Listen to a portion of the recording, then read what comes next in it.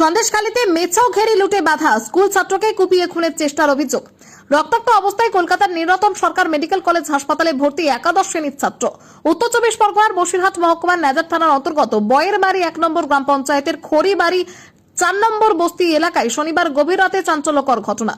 অভিযোগ, একটি মেছাও ঘেরিতে লুটপাট করতে এসে দুষ্কৃতীদের বাধা দেওয়ায় এক স্কুল ছাত্রকে ধারালো অস্ত্র দিয়ে এলোপাথারি কুপিয়ে খুনের চেষ্টা করা হয়। আক্রান্ত ছাত্রীর নাম সূর্য মণ্ডল, বয়স 15 বছর। তিনি একাদশ শ্রেণীর ছাত্র।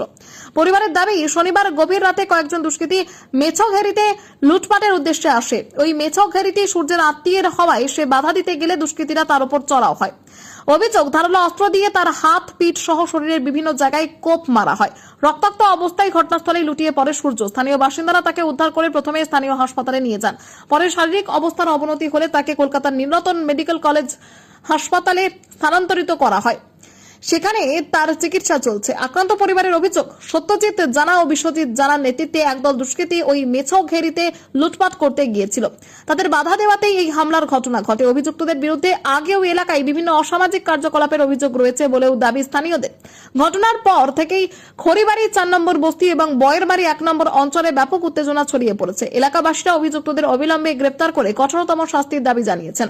আক্রান্ত ছাত্রের দিদির অভিযোগ, আমার ভাইকে যেভাবে কুপিয়ে খুনের চেষ্টা হয়েছে তার জন্য দোষীদের দৃষ্টান্তমূলক শাস্তি চাই। পরিবারের সদস্য ও স্থানীয় মহিলারাও প্রশাসনের কাছে দ্রুত পদক্ষেপের দাবি জানিয়েছেন।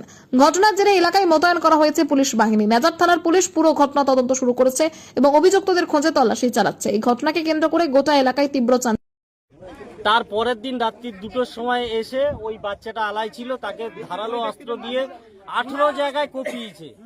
এই বিশ্বজিৎ জানা আর সত্যজিৎ জানা, পরিতোষ জানা, সন্তু জানা আর বিপ্লব জানা, এরা সব একত্রিত এসে বাচ্চাটার উপরে রাত্রিরে হামলা করেছে। কেন হঠাৎ করে মানে ছোট একটা বাচ্চাকে মানে এরা দীর্ঘদিন ধরে ঘেরি লুটপাট করে খায়।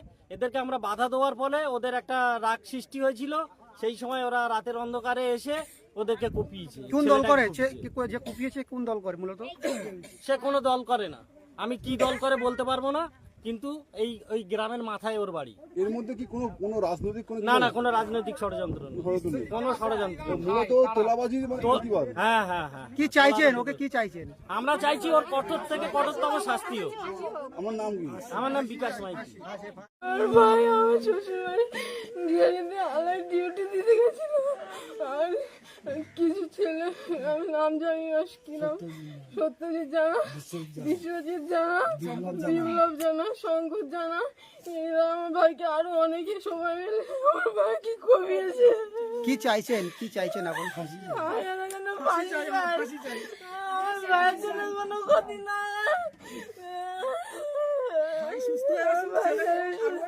আপনার ভাইয়ের নাম কি? সূর্য মণ্ডল। যারা আপনার কি চাই? ফাঁসি চাই। ওই বাচ্চাটা ছিল আমাদের ইয়ালা, এইখানটায় ও রাত্রে ঘুমিয়েছিল। আর আমার বাড়ি হচ্ছে এইটা।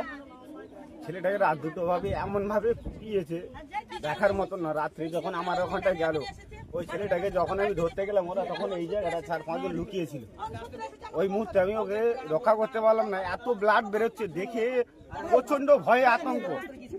পুরো এত বড় হেসো দাফা হাতের মধ্যে আছে, এত রক্ত ব্লাড বেরোচ্ছে সে দেখার মতন নয়। সেই রাত্রি আমার ফোন থেকে আমি 2-3 জনকে যত রকম চেষ্টা করেছি ফোন করার। কেন হঠাৎ করে ছোট বাচ্চাটাকে মানে কারা কোপালো?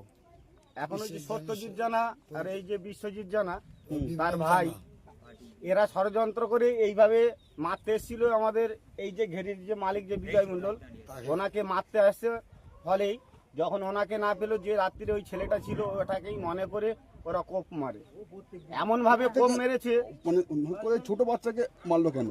ওরা রাতের অন্ধকারে বুঝতে পারেনি ছোট বাচ্চা কি, মনে করেছিল যে বিজয় মণ্ডল ওখানটা শুয়েছিল, মদের নেশায় ছিল, ওইভাবে বাচ্চাটাকে এর মধ্যে কোনো কি রাজনৈতিক মানে কিছু আছে? রাজনীতির কোনো সাড়া তো নেই এর মধ্যে। এটা পাড়াপড়শির আমরা কি মতো। চাইছেন? আমরা চাইছি কঠিনতম, মানে যত রকমের কঠিন শাস্তি আছে ওকে দেওয়া হোক। আমার নাম? আমার নাম প্রসেনজিৎ দাস। শুভেন্দুবাবুর কাছে এইটুকু আমাদের অভিনন্দন, যেন ওর কঠিনত ফাঁসি চাই আমরা সবাই।